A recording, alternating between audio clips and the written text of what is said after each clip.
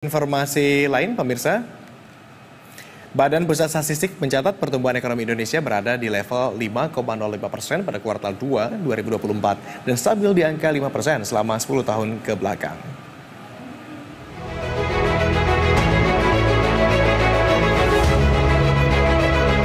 Mantan Menteri Perdagangan periode 2016-2019, Enggar Tias Tolukita menilai pertumbuhan ekonomi Indonesia sudah on the track.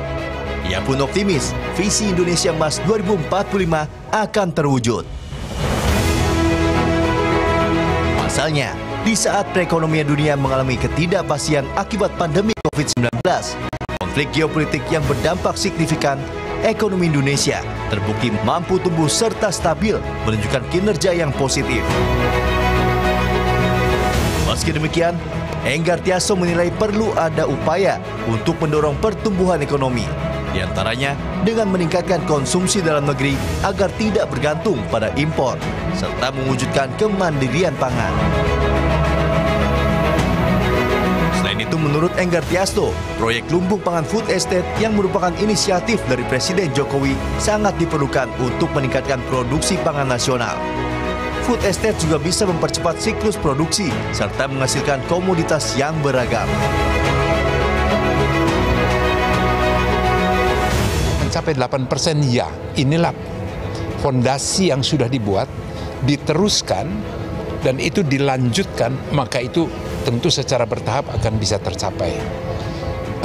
Bagaimana program-program yang ada itu bisa memberikan dukungan untuk dalam pertumbuhan ekonomi adalah yang pertama domestic consumption, dan kita harus mandiri. Nah, dengan demikian maka kita mengurangi juga import, minimal paling tidak dari bahan pangan aja.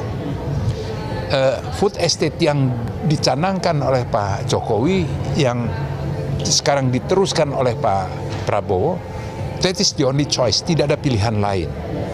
Ini untuk supaya kita lebih mandiri di dalam pangan.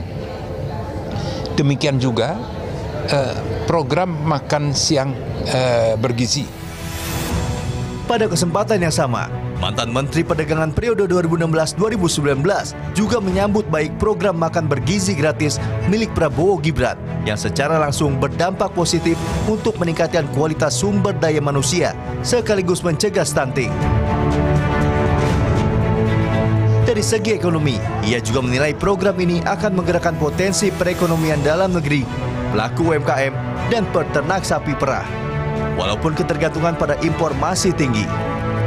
Selain itu, hilirisasi industri dan sektor pariwisata masih bisa digenjot untuk meningkatkan pertumbuhan ekonomi.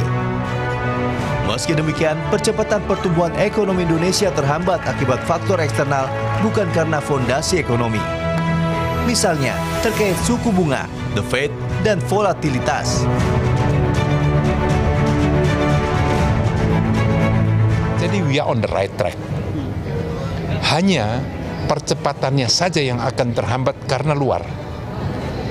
Kita nggak bisa memungkiri bagaimana kita menunggu the Fed untuk menurunkan kapan suku bunga, dan apakah 1 kali atau 2 kali, dan berapa basis point.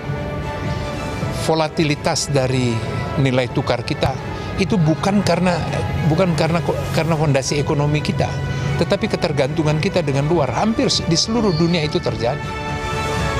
Diharapkan target dari Presiden terpilih Prabowo Subianto sebesar 7 hingga 8% sekaligus dapat terwujud untuk Indonesia Emas 2045. Ricky Harhab, Jakarta.